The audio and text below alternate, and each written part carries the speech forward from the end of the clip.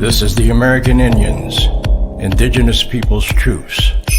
Justice for all, the most dangerous show on media anywhere.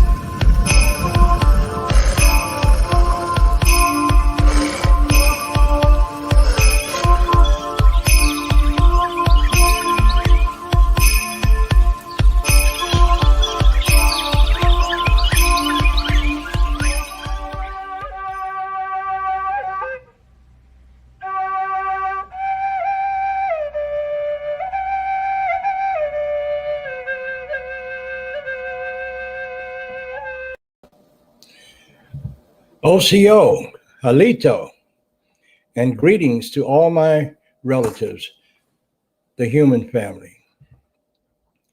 Are you sick and tired of all this racism that we have been forced to live under here in America? All of us. Today, when God, the Creator, Wankantanka, Allah, Jehovah, or whoever the deity that you choose to worship and pray to, that created this world for all of us to live in.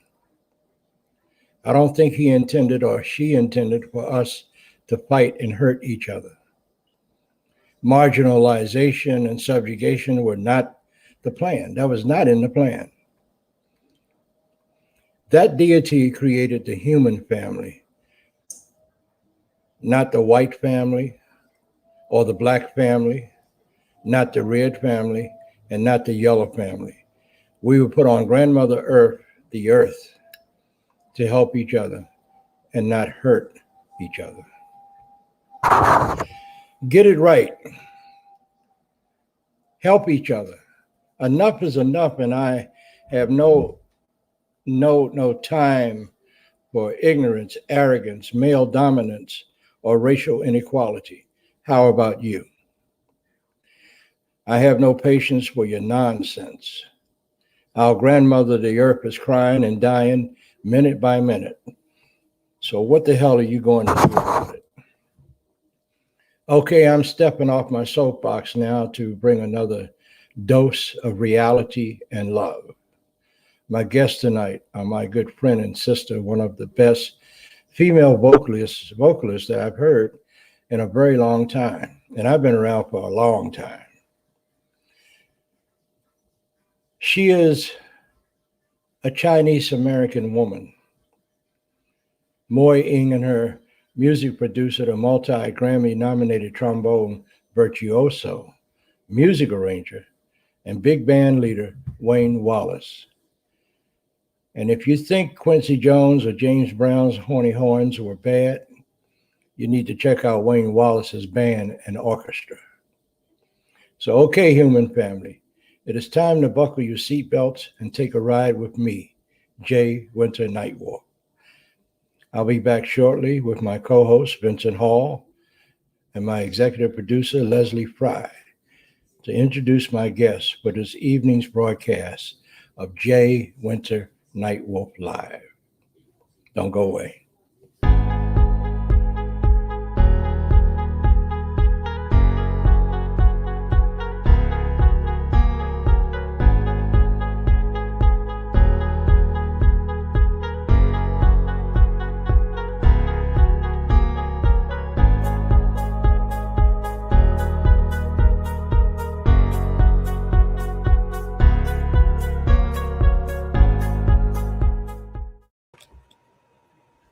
Welcome back. Hello, Leslie. How are you? Hello, Halito. How are you? I'm fine. You look just as pretty as ever. Oh, thank you. I had to run and put some makeup on my face. You don't need any makeup. You're chocolate. Oh, thank you. Thank you. And where are my guests? Where are they? Here they come. Okay. Introducing Miss Moy Ing and Mr. Wayne Wallace. Hey, Wayne, how you doing, bro? All right, me too. Peace. Moy, Sir, how's my pretty sister? she's delighted and honored to be on your show. I'm So, honored to have you and Wayne on with us tonight. Before we start, though, we must remember that we have to do our land acknowledgement. Okay, So would you let me do go that ahead for and us? I definitely will. Okay. So let's take a pause in a moment to acknowledge the traditional stewards of the lands that we reside on, and especially their ancestors, descendants, and all indigenous people who live and have ever lived on this land that we call Turtle Island. All right. Thank you. Thank you. So let's start this conversation. I always like to start with pretty women. sir, Moy, yes. where were you born? Where was I born? Trenton, New Jersey. I'm a Jersey girl. Oh my Hey, New God. Jersey in the house here, Newark right here. Not born there, but living there now currently, yes. Trenton's in the house. Yeah. All right. Wayne, where are you from, bro? San Francisco, native San Francisco. San Francisco. Mm-hmm. Wow. Man, did you hear what I said about you earlier? That if you think Quincy Jones was bad, or if you think that James Brown's Horny Horns were great, you got to listen to Wayne Wallace's arrangements of music, and he is a trombone virtuoso. Congratulations, man! I'm so happy to have you with us tonight. It's my pleasure to be here. So, Moy, let's talk a little bit about you first. You got this album out called The Blue Hour. Mm-hmm. Where did that name come from? The name came from the time that at twilight or just before dawn happens, when the sky is that beautiful deep sapphire blue. Yeah. And that happens to be the time that I do a lot of writing in the early morning between 4 and 6 a.m. And at the end of what we call a work day, right around sunset. And I believe that Wayne is an early riser too, if I'm remembering correctly. So I'll leave it to him to answer that question about when he writes. But that's when I've done a lot of writing. So that time of day is really beautiful and quiet. Mm-hmm.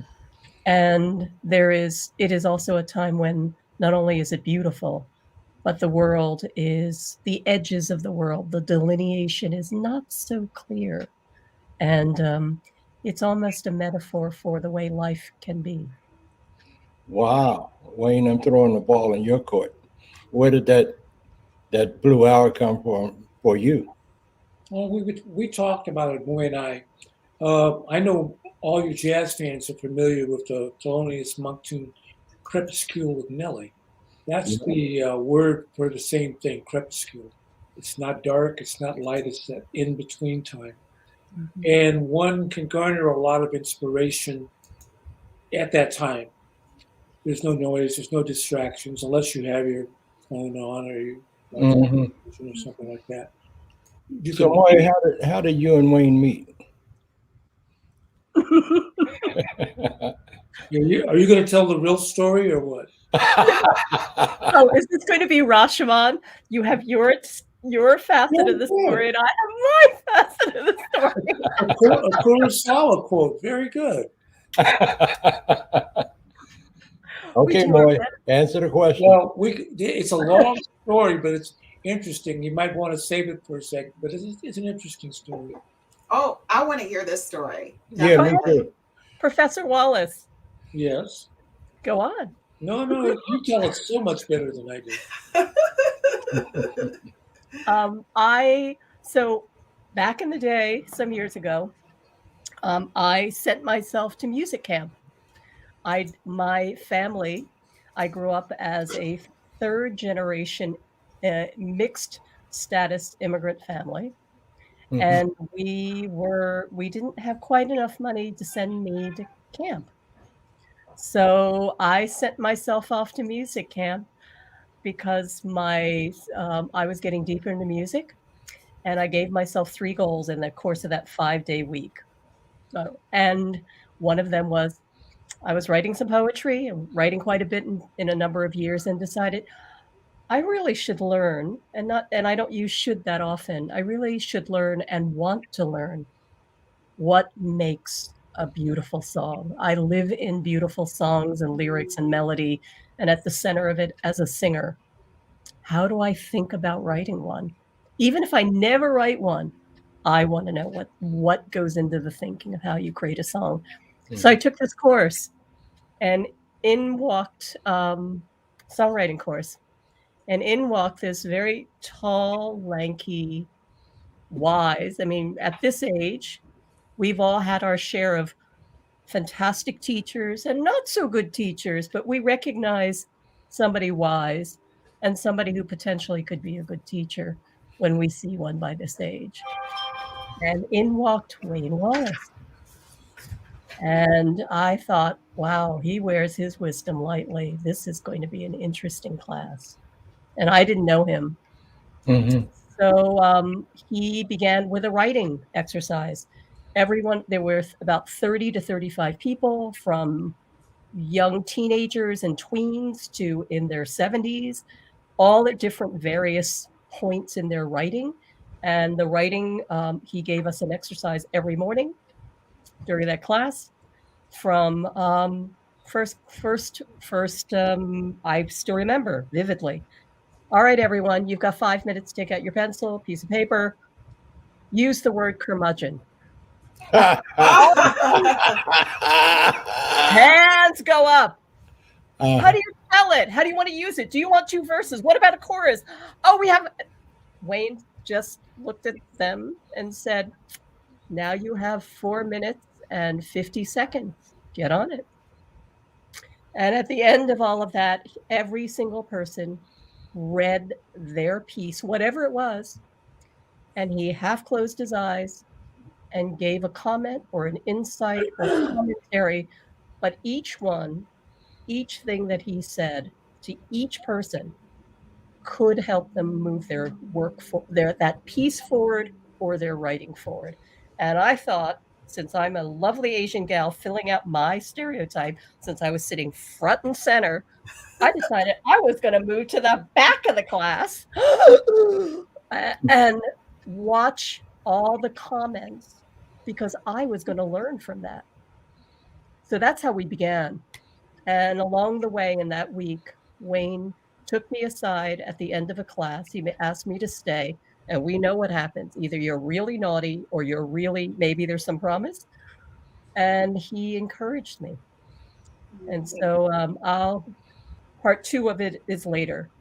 So Professor Wallace, did I miss anything? Oh, you left out 50%. Come on, Wayne. Let me hear your side to the story. Well, we'll take up the whole show. But this is such an interesting story. I have to say that as somebody who is a writer, I appreciate a professor who challenges you to write and makes you write. Giving you the word curmudgeon, for instance. Mm-hmm. Half that communities did not know what curmudgeon meant. But using that now, they know what it means. And they'll probably now add that to their category of words to know or words to remember, but perfect word to use. But most of the curmudgeons are old, because I got friends and I call them the old curmudgeons. I know some young ones. Oh, really? Yeah, not young. Yep. Not always. So the thing was, one of the things I try to do when I teach my jazz students trombone or whatever is to find their own voice and be proud of their voice and get it out there, and or develop it, refine it. And the varying ages, we got silly stuff, we got serious stuff. And when Moy did her first one, it was so sensual and provocative. Everybody in the room just looked at her. And how did I say something to make you blush, or what was it? Oh my God, yes. Yeah, So, do you remember what I okay. said? Mhm. Okay. The exercise was, and this is all part of songwriting. So he said, okay, class, 5 minutes, write something, write a piece using only one syllable words. Go. The next day was 2 syllable, but I'm giving that away. So we all wrote something, and I was now sitting in the back of the class. Mhm. And I was almost the last one, and I read my piece. And it was a little provocative, and it was definitely sensual, and it definitely used one syllable words. And I blushed a little as I was reading it, but I read it. And as I finished reading it, I looked up. The whole room was quiet. You could have dropped a pin. And Wayne, like at the front of the room, goes like this with a piece of paper.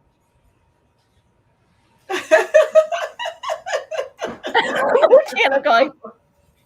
And he's doing this, and he goes, missing. Yes. There are children in this classroom. Oh, did you drop the F bar? No, I don't think she did. I think it's what she described that was so sensual. And hey, let's face it, a young artist in a class with a professor that is a teenager or preteen, most of us who are artistic are a little bit more advanced when it comes to that kind of stuff. So, or at least vulnerable and open about it. And, so anyway, yes, exactly. So he says that, and at which point I blushed. And then and the whole class is going, ooh. And he does this again. And he said, so missing, I'd like you to do one thing for me. And I said, what is it? I'd like you to read it again. And this time, I want you to read it slower. Oh my gosh. Okay. And you used every word. Did you just like you had to punctuate and elongate every word? Oh my goodness. Yeah, to give it meaning. Yeah. Without actually, you have to draw the emotion out of it so it becomes visceral. Yeah. So you kept it real. Mm-hmm. Yeah. That's what it's all about. Well, I can imagine when you read it the first time, you kind of sped through it because of what it contained. And then you made you take it. That's genius. Okay. So we can stop there, but that's only 50% of the story. There is more. Uh-huh. So did you all engage in warfare of some kind? No. You might want to go in a different direction. We'll never talk about music if we don't. Okay. Can I just say I love this story? And I definitely want to get the giddy good on it after the podcast. We tell the story to each other. We've been like writing songs for over 10 years.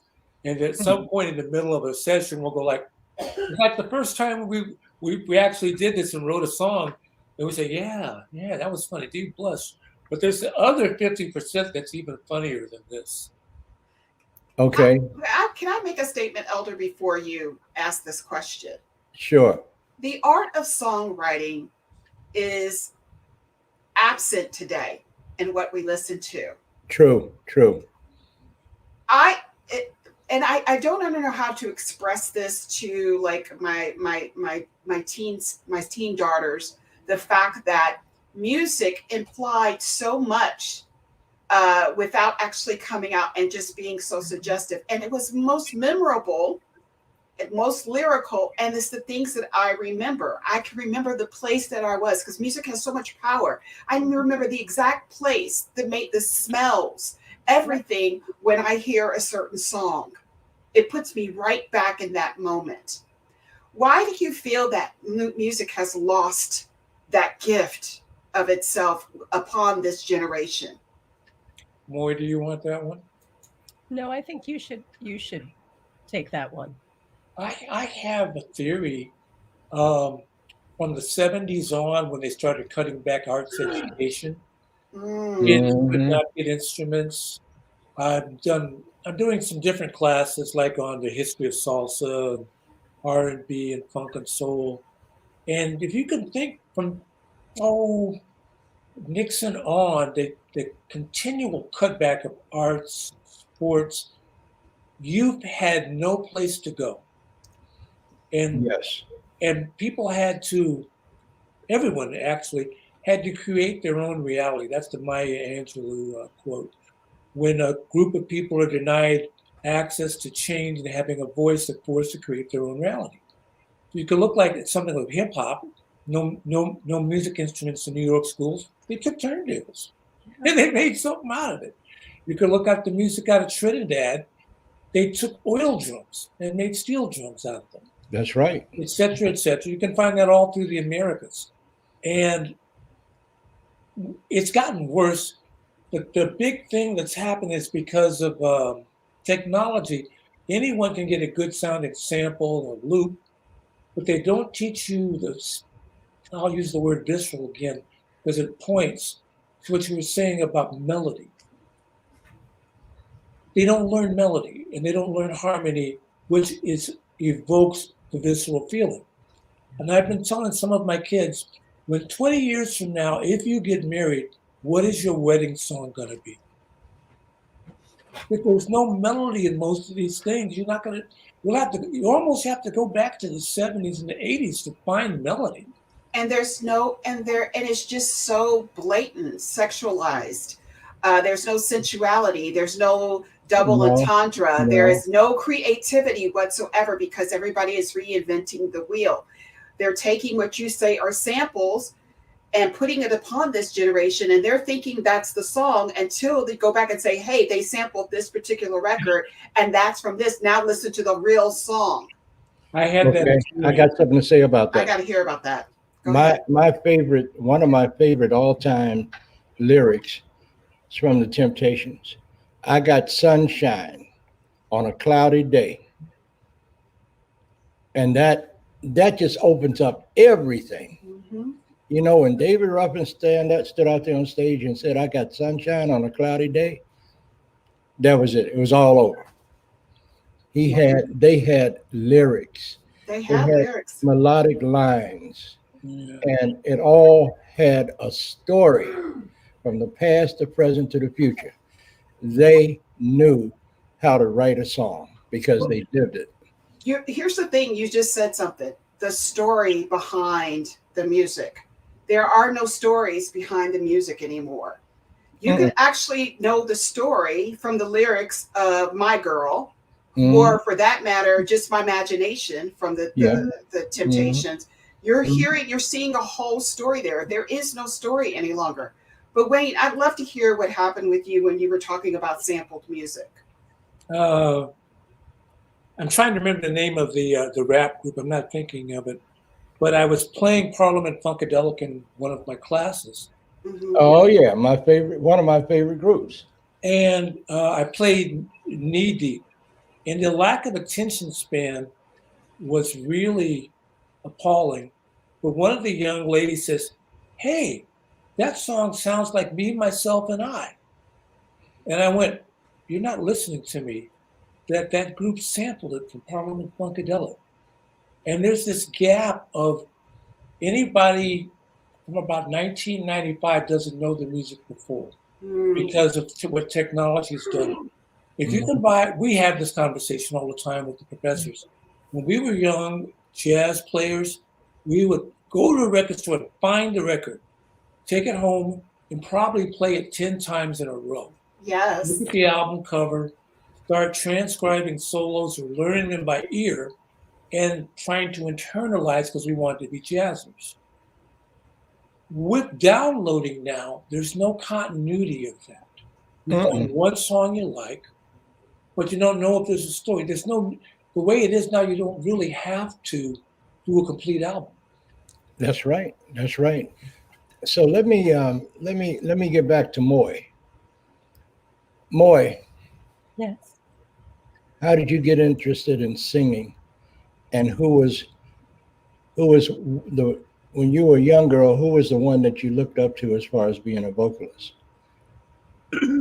and you tell that story on I Love a Girl Who Parties.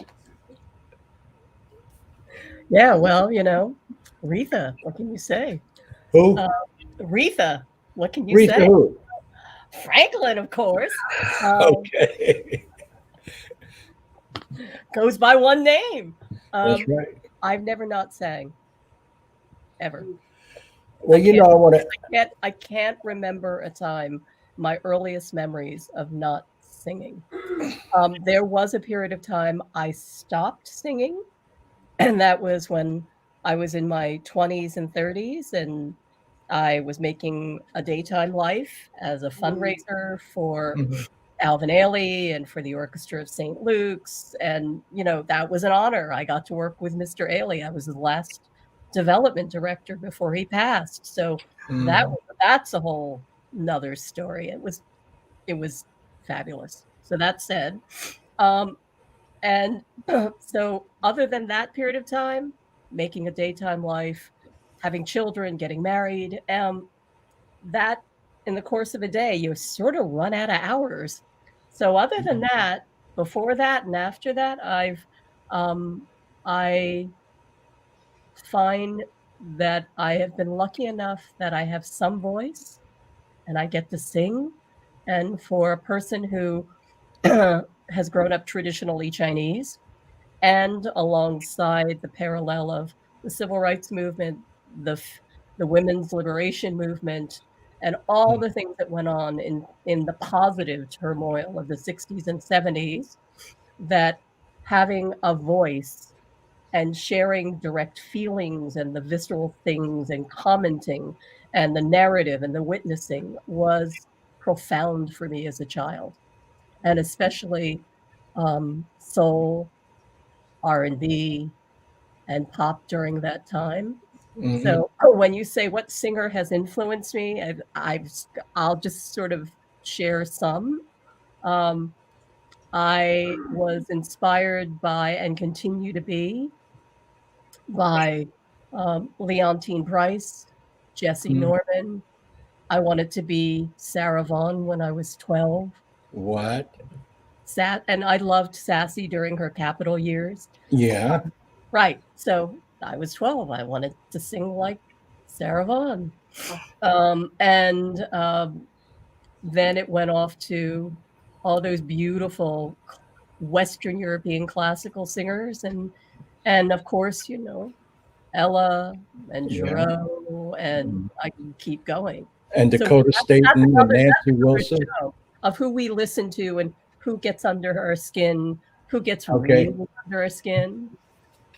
I mean, like, and I'll circle back to what Wayne said earlier. I was part of the generation that went out and got an album and sat and listened to it over and over and over again. Okay. So let me interject something here. I was a musician at one time. I played trumpet, played violin, even played in Charlie Hampton's house band at the Howard Theater. I know that brings back something to you, Wayne. And I had an album collection that I could fill this room up. I had almost every 33 1/3 album that you can imagine. That was not just jazz, but R&B, gospel, the whole 9 yards. So, you know, the connection with music that we have is something it's irreplaceable. So before we go on a break, I'm going to bring my co-host over here and let him sit in the chair for a minute so you can meet him. He's also a musician and songwriter.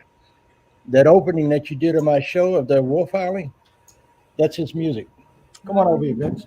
Talk to him. Hello, everyone. It's an honor to meet you two. Hello, Miss Moy, Mr. Wallace. It's an honor. I was listening to your music, Moy, and I had to take notes.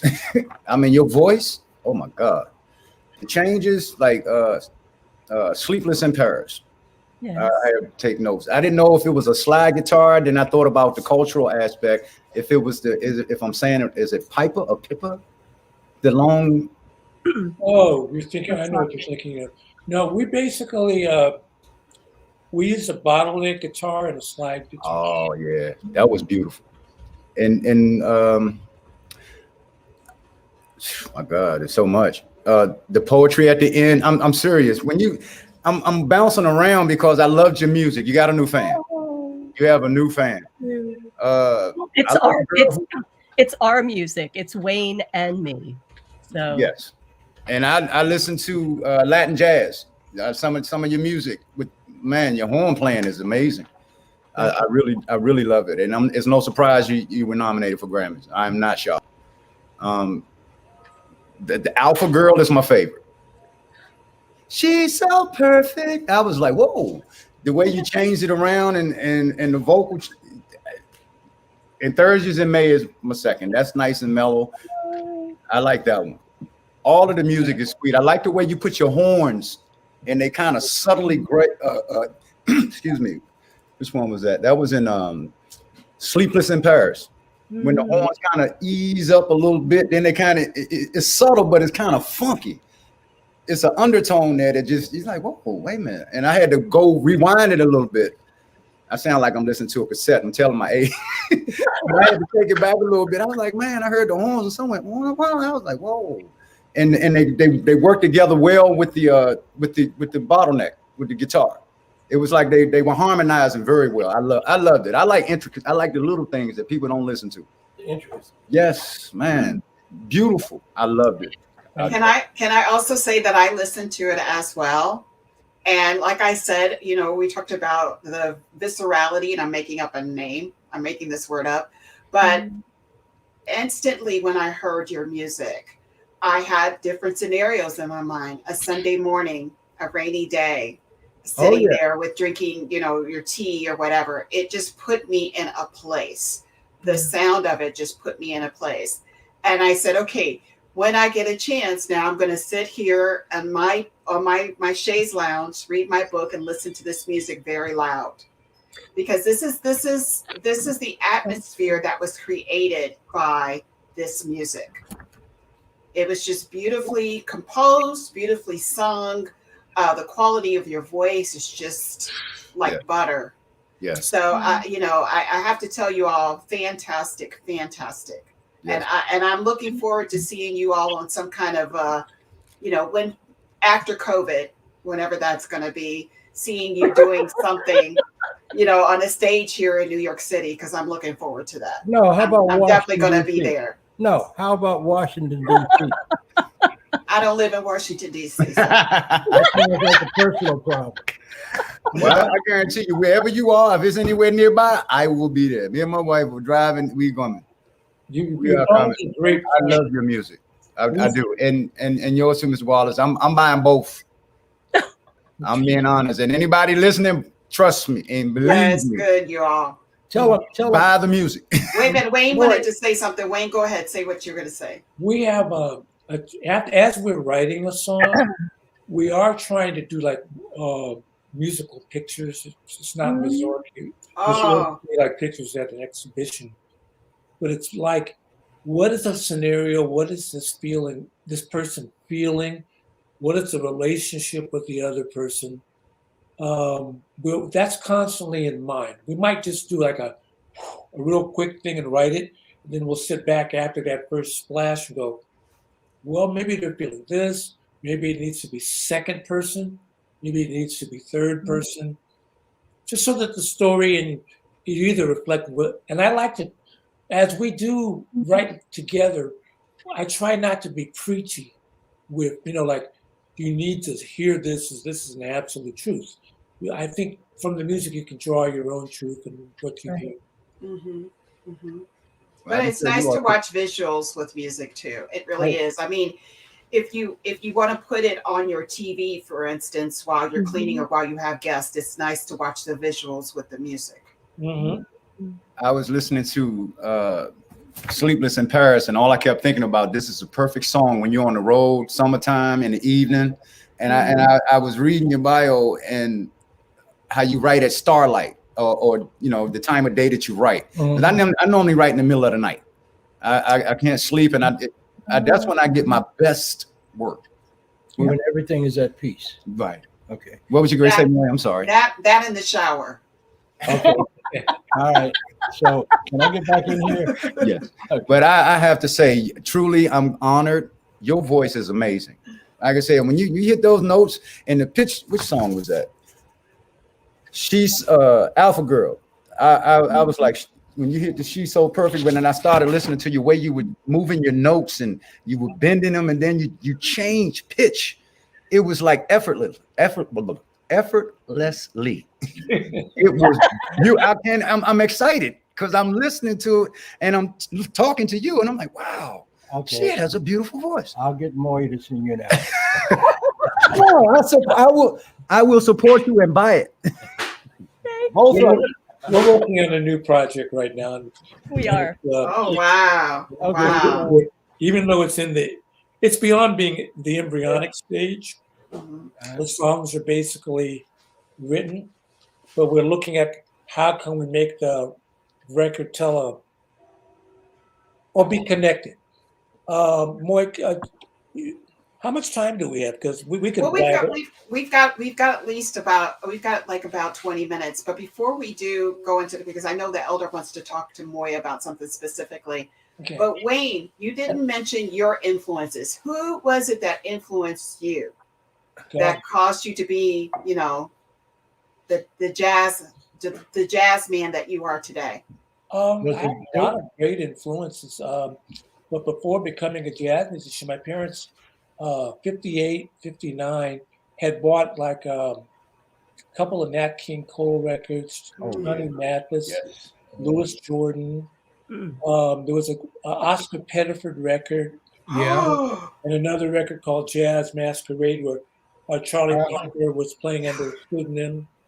I had that. Billy Strayhorn was doing the ghost arrangements on it. Oh yeah. Okay. And I was real fortunate, really quick. I grew up around great musicians. I was playing with Greg Adams from Tower of Power early. Oh wow! And with the San Francisco scene was alive. People from Sly and Family Stone and Santana were in the neighborhood. And literally, we lived in the same neighborhood. So music was everywhere. You couldn't get away from it. Well, you know, speaking of great musicians, there was a trumpet player that played with Count Basie. His name was Cliff Shenandoah. And Cliff Shenandoah was actually an American Indian, an Oneida from up in New York. And Count Basie gave him a break. But his Cliff's niece just passed away, Joanne Shenandoah. And but we can talk about that later. But what I want to do now, I want to switch gears, because Moy, you know, I'm into this whole human family thing. All right, audience, y'all pay attention to this because I'm getting ready to drop one on you. I know a lot of you that view this show and you like what we do, and I really appreciate that. But I'm all about the human family. When I met Moy, we talked about her career as a great jazz singer and a beautiful person that she is inside and out. But when I saw her, I had to ask her a question. And the question was about the Chinese Exclusion Act, which was the first federal act that passed legislation not wanting Chinese people here in this country. And that thing bothered me. This was after the Chinese helped to build the Transcontinental Railroad, along with Black folks and Native Americans. And after they completed that mission, they wanted to throw them out. And that's a bunch of crap as far as I'm concerned. And Moy, I don't know who was ready to cry first, you or I. Can you please tell us about how that has affected your family? Well, there's a series of legislation from the one before the Chinese Exclusionary Act in 1882 called the Page Act. And rather than conflate the two, I'll just try to pull this all up. And then subsequently, after the Chinese Exclusionary Act, there were extensions that went of that same act and to exclude Chinese from immigrating, as well as Chinese from becoming citizens in this country, up until 1943. So, and it was perhaps the Chinese Exclusionary Act was the first legislation that was directly to exclude by ethnicity or by race any particular group of people. And it set the tone because what was underneath it, which we still live today, and certainly it's interwoven into my and affected my family history, is that Chinese women are immoral. Chinese women are not to be trusted. Chinese men are not to be trusted. They are to be used. And once they're done being used, they're not really human to begin with. So all of that undergirding still echoes today as being less than. And you know, it's really a shame that that has gone so far, because this is done by people that came to America that we didn't ask for their passports or their immigration records or anything. This was done by these white European people that came here and invaded our homelands. And now they have their mitigated gall to place themselves somewhere high up on the bookcase, and they're not. This country was founded on bloodshed. It was founded on the extermination of Native people. It was founded on telling the world that Black folks are less than human.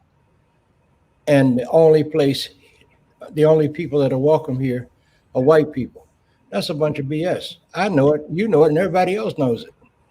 But we still live under this imperialistic order of dominance and control. And like I mentioned in my opening statement, Yes. that this earth that we live on is dying. And we may have a 49 to 50 year window to save the environment. And if that does not happen, then nobody's going to be able to inhabit grandmother the earth. Right. So I just want to tell everybody, as much as I always do, forget about your schisms and your isms and your BS, because it's not about any of that. If it's not about all of us, then it's about nobody. We need to learn how to start talking to each other instead of at each other. Understand that the Creator put us here to take care of one another, not to dominate over everybody. Moy, you got it. I'm throwing it back in your corner. I think the only other, of course I agree. I mean, at the end of the day, we're all human. And for me,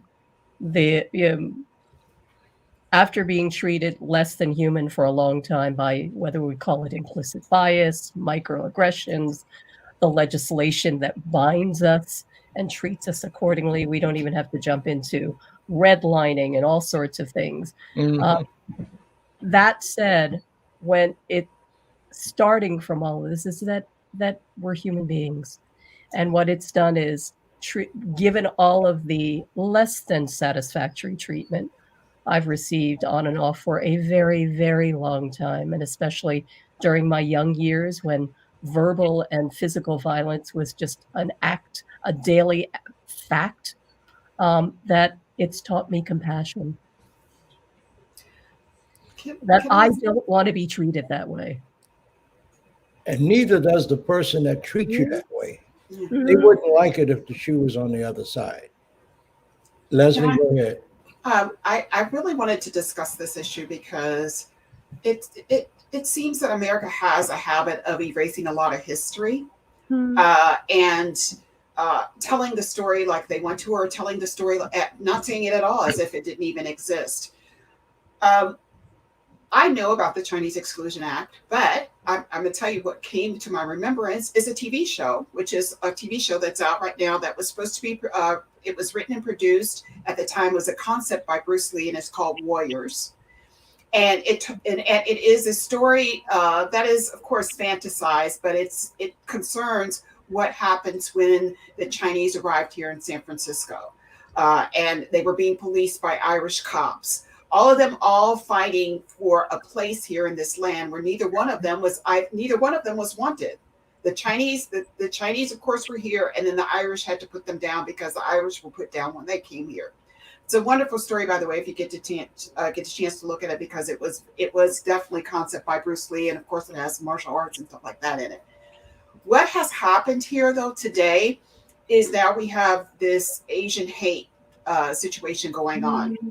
And some of my Asian friends are concerned because they felt that other people of color were not coming to their rescue when they were being, beset upon by racism. And the problem is that our history as Asian Americans and as African Americans or people of color is very deep. That relationship has been going on for centuries. Our relationship with Asian people has been going on for centuries. You have intersectionality in New Orleans, intersectionality here in New York City. And now you see a collaborative effort between you, a Black man, Wayne, and you, a woman of Asian descent. This is the images that people want to see. It's sad because what has happened, even despite the fact that Asian Americans have been were excluded in 1882, we forget that they've been also told that they're the model citizen. And so it has separated us as people of color who are all struggling here in this country.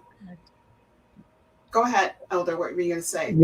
Yes, they have been reclassified as the model citizen, but they were forced to do that just for survival, So well, let's not talk about the fact that even in the census where people of color have gone through different nominations of names, that Asian Americans were told to be put as white on the census. So it's created this dynamic. But I want people to understand, read your history. Read your history about why this is going on and why we must support one another. In any struggle where there is racism against anybody that is not white here in America. Read your history and support one another. Do you have anything to say about that in particular, Moy, or for that matter, Wayne? I've done a lot of reading on this. During COVID, I was going back, I was deep into Reconstruction. Mm-hmm. All of us, I was San Francisco centric, looking at what was happening with the Chinese in San Francisco. There was another version of a pandemic in 1904 that came to San Francisco that was blamed on the Chinese. And there was a lot of murders and hate off of that. What else?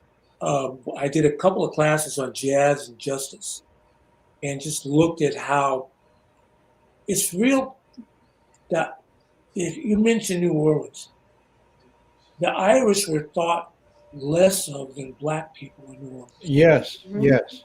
And I thought that was fascinating as I kept doing the history. You can look at the movie, The Gangs of New York, with Leonardo DiCaprio. Yep. And the Irish were like, no, they were trying to conscript them into the Union Army, and what's that thing? Crabs in a barrel. If one can't get out, mm-hmm. the one gets out, they want to pull them back down. That's kind of how we've been beset against each other. We wouldn't have the Intercontinental Railroad if it wasn't for the Chinese and Blacks helping to construct that. That's correct. My good friend Pete Hagen, we've been friends since we were little boys. His grandfather owned a a plumbing supply business in Washington, D.C., and a little boy. That was a long time ago. And we were playing in his grandpa's office one day, and I saw these posters behind the bookcase. I said, "Petey, what's that?" He said, "I don't know. Let's look," like little boys do. We pulled them out, and those signs said, "Help wanted, Irish need not apply." Right. You know, come on, please. But can I just cite something real quick? An 1854 Supreme Court case, People versus Hall, ruled that the Chinese, like African Americans and Native Americans, were not allowed to testify in court, making it effectively impossible for Chinese immigrants to seek justice against the mounting violence. And by 1870, Chinese miners had paid $5 million to the state of California via the foreign miners tax. Yet they face continuing discrimination at work and in their camps. So that it breaks my heart, not just for what they've done to Chinese people, but just about everybody that ever came to America has been discriminated against if they were not white. So, human family, it's time for us to get to lock arms and start working together with our other brothers and sisters of color. Not that I want to exclude white folks, because all white people are not bad, just like all Native people are not good. I know some natives I wouldn't want to be around if they were the last people here on earth. But Dr. King said it right. Don't judge me by the color of my skin, but the content of my character. My grandfather would always tell us when we were little kids, "Do you know what it's all about?" I said, "No." He said, "Well, it's not about the texture of your hair or the pigmentation of your skin or the clothes you wear or who you worship to and call your God. Do you know what it's all about?" And of course, my little cousin Mikey would say, "No, Grandpa, what is it about?" He said, "It's about how you treat my heart." That's what it's about. The heart has no color. The heart speaks to us. And this is what we need to do. And I'll say it again and again and again until I take my last breath. You brothers that are standing on the corners, you need to pick up a book to find out who you are and why you are, and put that damn gun in the trash can. Listen, Don't kill each other. Listen, a man thinks he's dangerous with a gun, but a man is more dangerous with knowledge. Oh my God. Yes. Yeah. Sounds like Malcolm X. Yeah, exactly. Exactly. Yes. So go ahead, Leslie Moy. How much time we got, Leslie? We've got about 5 minutes. So I actually wanted to talk to let us know where we could purchase the Blue Hour, where we can get it, where it's at, where it's landing right now, so that we can encourage our audience to go there and support you all. Well, you can get it you can download it, or you can order it from Amazon. I mean, iTunes, all the usual suspects. I mean, it's not exclusive anyway. Yeah, you can just tap in the Blue Hour and put Moy's name first. Just go Moy, the Blue Hour, and it'll show you all the places you can purchase it. And when can we expect the new thing that you're working on? When can we expect it? Well, we're hoping to have it by the beginning of 2023. It's going to take us, because I'm here in Bloomington and Moy's and Mountain Views, Santa Clara. It's getting together is hard. We've done a lot of writing through Zoom, COVID writing. It's the new way to do it. But that's okay, Dwayne. That's okay, because guess what? This will hold us until it comes out. I got mine on Amazon. Thanks, Jay. One more than mine. Yeah. And just You're welcome. Just You're to talk welcome. about one thing, I think as a writing team, we have grown, that we can amplify and make better what we did on the Blue Hour. You said make better? I think we can do better. Well, the songs I'm hearing right now that we've done, even in pre-production, I mean, the messages are clear, the music and the melody is really working well together. We've narrowed it down to about 11 songs, and it's going to be a very concise album. The content is about love in the age of technology. Oh, I love that. Yeah, me too. How people are disconnected, with whether it's no Twitter or whatever, all these things. All Well, right. Moy is the love child. Mhm. Yes, you are. Yes, you are. Guilty as charged. You are. Yeah. So she like Guilty as charged. around with Sarah Vaughan. Yeah. So let's do it this way. Wayne, you got any closing thoughts in less than a minute? Yeah. I think the best thing right now during these strange times is make sure you're being true to yourself as about what you enjoy doing, and don't delay, don't put it off, because I know it's been said before, but tomorrow's not given. Okay, thank you, Wayne. I hope to talk to you again soon. I'll call you on the phone and talk to you. Oh, sure. All right. Do it. Moy. Yes, My Moy. sir. Oh, see, you go. There you go. Can you? We do this all the time. Don't worry about it. But can you leave us with your closing thoughts? I will just echo what Wayne has already said and simply add to that given what we have just lived through and are continuing to live through with a pandemic and all the variants that are unfolding before us, Mhm, the political turmoil, mhm. the fostering hate that as the lid has been lifted, that not only is it what you enjoy and what you care about, but those that we love, that we hold close. Okay, thank you, Moy. You always leave my heart like it dropped. It's definitely in her delivery. I know it.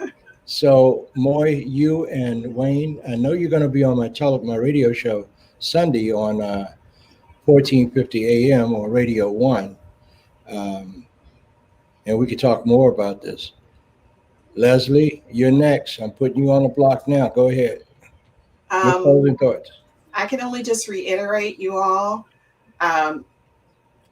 learn, keep learning, be an open book, learn a new language. You have this life to live, and in this life, you need to fill it with everything that you possibly can. You don't want to be on your deathbed and say, I wished I would have. Say, I did it. Okay, so now I'm going to my co-host and my real good friend, my personal music director. You want to give me your closing thoughts? Put your face in it. Well, my closing thoughts, I'm gonna have to piggyback on what Mr. Wallace has said. Pick up an instrument, leave them samples alone. I fiddle with them, but learn an instrument. I don't play guitar. I have 3 guitars at home and a bass. I'm fiddling, I'm learning, and I put guitar on one of my tracks and don't even know how to read music. But that's something my mother gets into me. Learn how to read music. I can teach you how to read music. Okay, well, there it is. I have a teacher. I I'm used all to- in. I used to transpose. Somebody would put something to me in the key of E, and I'm playing a B flat trumpet, right? Well, we don't have the B flat trumpet part. Transpose. You can do it. It's just a matter of steps, right, Wayne? Yep, music is math, actually. Yeah. Fundamentally. So I want to thank all of you all for being on with me tonight. It was such an honor, and I know you're going to be on with me Sunday on my radio broadcast. But Moy and Wayne, would you come back again in the future? Sure, of course. Absolutely. Thank you. All right. So I'll talk to you all again, and I'll tell you in the words of my Cherokee people, because I am Cherokee, Shoshone, and Taino. The words are Danada, Goai, Wado. Until we talk again, I love you all. Peace. Great conversation, guys. Thank you. Thank you. Thank Thank you. you for coming. Thank you for the invitation.